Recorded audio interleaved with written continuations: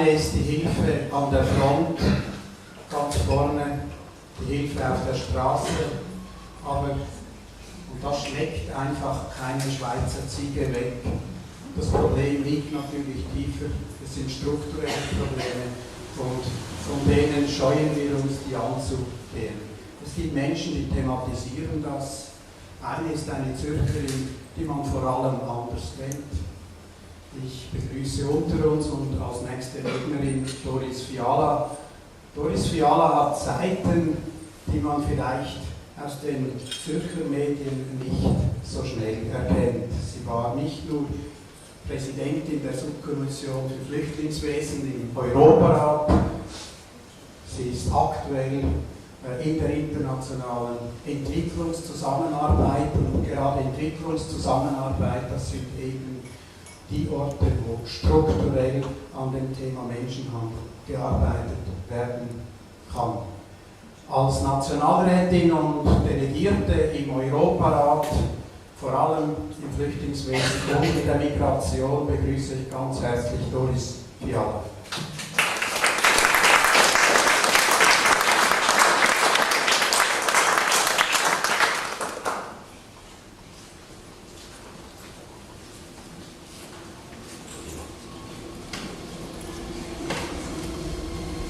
Geschätzte Anwesende, ich hoffe, Sie hören mich. Brauche ich ein Mikrofon oder ist meine Stimme laut genug? Ich fände es ziemlich schön, wenn Sie ein bisschen näher zu mir kommen würden, dass ich nicht so in den leeren Raum spreche, sondern wirklich bei Ihnen ganz nahe. Als erstes, liebe Tina Keller, wo ist sie? Ihre Worte haben mich besonders bewegt, weil ich war als Wahlbeobachterin in Moldawien und diese Reise war sehr eindrücklich. Die Korruption war auch sehr eindrücklich und das Land steht zwar vor großen Herausforderungen, aber ich glaube, meine Damen und Herren, wir müssen auch ein bisschen geduldiger werden.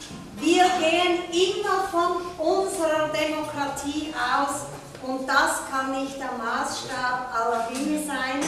Sie wissen genau, wie kurz die Zeit bis heute für Moldawien war und deswegen denke ich, es braucht ein bisschen mehr Zeit und ich habe sicher für Moldawien viel größere Hoffnungen als vielleicht für andere Länder. So viel vorweg, geschätzte Eventorganisatoren, ich danke Ihnen sehr herzlich, dass Sie überhaupt den Mut haben, dieses schwierige Thema heute aufzugreifen.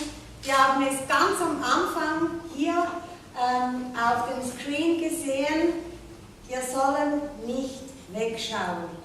Das, meine Damen und Herren, ist wirklich das Allerwichtigste. Nicht wegschauen. Nicht wegschauen. Es ist so, dass man nicht sich einbilden müsste, wir könnten heute Abend oder mit unserem Tun die Welt retten. Aber ich denke, was wir tun können, ist ein Zeichen setzen und eben nicht gleichgültig sein, was in der Welt passiert, was für andere Schicksale die Länder eben haben, andere Menschen und einfach nicht wegsehen, nicht gleichgültig sein und nicht vergessen, in unserem Wohlstand, in dem wir sehr glücklich leben, eben daran zu denken, dass die allermeisten Menschen auf dieser Welt ganz einen anderen Realitätshintergrund haben.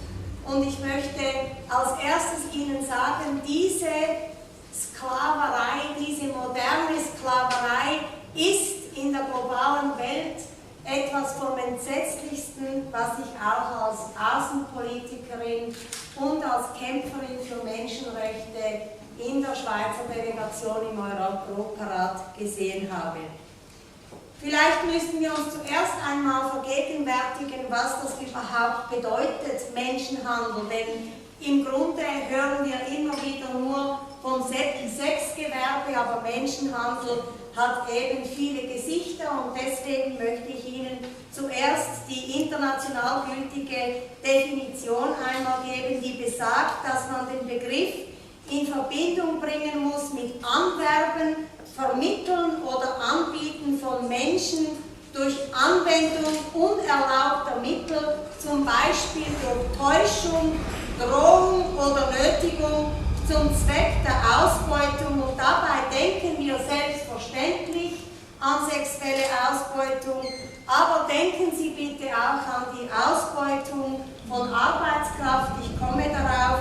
Ich denke aber auch an die Entnahme von Organen, um einige Beispiele zu nennen. Vielleicht ist Ihnen Dick Marty, der Schweizer Ständerat aus dem Tessin, der Altständerat, ein Begriff. Er hat wirklich unter Bedrohung seines Lebens und unter Bedrohung des Lebens seiner Familie im Europarat mutig gekämpft gegen diesen Organhandel, und ich habe oft mit ihm gesprochen und er hat mir gesagt, weißt du, wenn ich gewusst hätte, welche Gewalt mir entgegengebracht werden wird und meiner Familie, bin ich nicht sicher, ob ich diesen Mut überhaupt aufgebracht hätte. Aber diese Menschen braucht es eben, die nicht wegschauen, die tatsächlich sich einsetzen. Die Täter machen sich dabei, das wurde heute schon mehrmals gesagt, eben die Armut und die Perspektivenlosigkeit von Migrantinnen und Migranten zunutze. Sie versprechen Dinge über eine bessere Zukunft in irgendeinem Zielland und anschließend werden die Opfer durch psychische oder physische Gewalt in Abhängigkeit gebracht und tatsächlich ausgebeutet.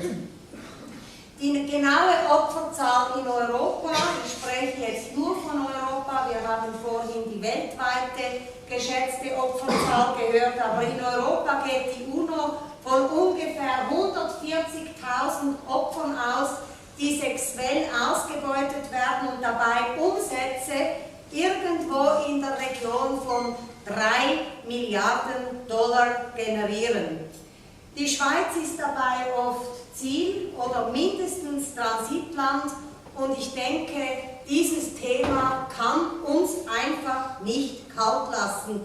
Egal, ob wir in der Nähe des Siebkels wohnen oder in Küsnacht oder in Glarus, das ist heute ein Thema, meine Damen und Herren. Und ich denke, die Opfer stammen zwar meist aus Ost- und Südosteuropa, zum Beispiel Ungarn oder Rumänien, aber eben auch aus Thailand, aus Westafrika, aus Lateinamerika, zum Beispiel Brasilien. Der Einsatz von Kindern für die organisierte Bettelei oder zum Zweck der Taschendiebe ist eine Form der Ausbeutung als Arbeitskraft. Es ist mir wichtig, Ihnen anhand eines persönlichen Beispiels, das ich erlebt habe, zu dokumentieren, wie es denn überhaupt dazu kommt, dass der Nährboden gelegt wird, dass solche Ausbeutung eben überhaupt erst zustande kommen kann. Als Außenpolitikerin bin ich mit der DEZA nach Burundi, Kongo, Ruanda und mit der SwissAid in den Tschad gereist und habe mir angesehen, was tatsächlich an Entwicklungshilfe geleistet wird, weil es kommt ja immer der Vorwurf in der Schweiz, vor allem von rechten Politikern, übrigens leider auch aus meiner eigenen Partei, wir würden nur Gelder in diese Entwicklungsländer schaffen und dort würde das irgendwo in der Korruption versinken. Meine Damen und Herren, ich sage Ihnen, die DEZA leistet in meinen Augen hervorragende Arbeit, aber es stimmt natürlich, nicht jede Maßnahme kann greifen. Es muss darum gehen, dass wir verzeihen können, dass Trial and Error, der Versuch und eben dann auch das Scheitern eine Möglichkeit ist in diesem Zusammenhang.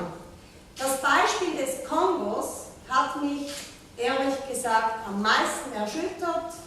Sie müssen sehen, dass Tausende von Mädchen, 12-Jährige, 10-Jährige und Frauen, ihre Mütter und Großmütter, aufgrund der ethnischen Konflikte als Kriegswaffe vergewaltigt werden und so der Versuch gestartet wird, dass eben eine ganze Zivilgesellschaft lahmgelegt werden kann, dass Versuche von Demokratisierung dieser Länder nur scheitern kann. Denn, meine Damen und Herren, wenn Sie gesundheitlich und an Leib und Leben nicht unversehrt sind, wie sollten Sie überhaupt zu irgendeiner Rechtsstaatlichkeit und zu irgendetwas kommen? Und das ist eine ganz große Misere. Diese Mädchen, schwangere Mädchen mit 12 Jahren, werden aus der Familie ausgeschlossen, treiben sich irgendwo rum. Und das ist genau der Nährboden für Menschenhandel. Das ist unvorstellbares Leid. Und wenn wir dann schnöde über die Entwicklungsziele, nämlich 0,5% vom BIP eben herziehen, dann glaube ich, müssen wir schon hier und da ein bisschen demütig in uns gehen und uns fragen, ob wir tatsächlich als Schweiz und in diesem Wohlstand es uns leisten können, einfach eben wegzusehen. Aber die Schweiz macht etwas. Sie macht sogar viel. Sie hat beispielsweise mit dem Artikel 182 Menschenhandel scharf unter Strafe gestellt. Sie können bis 20 Jahre Gefängnis in der Schweiz bekommen, wenn sie sich eben des Menschenhandels schuldig machen. Die Schweiz gewährt aber auch Opferhilfe, medizinisch, psychologisch, sozial, materiell und juristisch. Der Sonderbotschafter des DEZA, Eduard Kneser, der ein persönlicher Freund von mir ist, kämpft für Migrationspartnerschaften, er kämpft dafür, dass wir Rückführungen gut über die Bühne bringen können und auch gewährleisten können, wenn die Menschen zurückgeführt werden, dass sie eben unversehrt bleiben und dass man die Reintegrationsbemühungen auch tatsächlich sehr, sehr gut macht.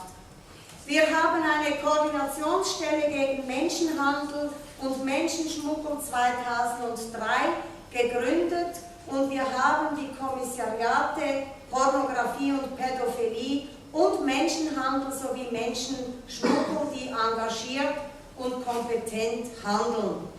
Die Schweiz engagiert sich nicht nur mit der DEZA und der Abteilung 4 des EDA, sondern auch bei der UNO, bei der OSZE und im Europarat wirklich im Kampf gegen diese Tragödie, gegen den Menschenhandel. Und es freut mich, dass Sie mit Ihrem Kommen heute auch ein Zeichen setzen in diesem Sinne. Nicht wegzuschauen, das ist ein Anfang. Freiheit, meine Damen und Herren, kann immer nur mit entsprechender Verantwortung überhaupt gut sein. Auch von den Freiern in Zürich und in der Schweiz muss diese Verantwortung in aller Form eingefordert werden. Ich danke Ihnen.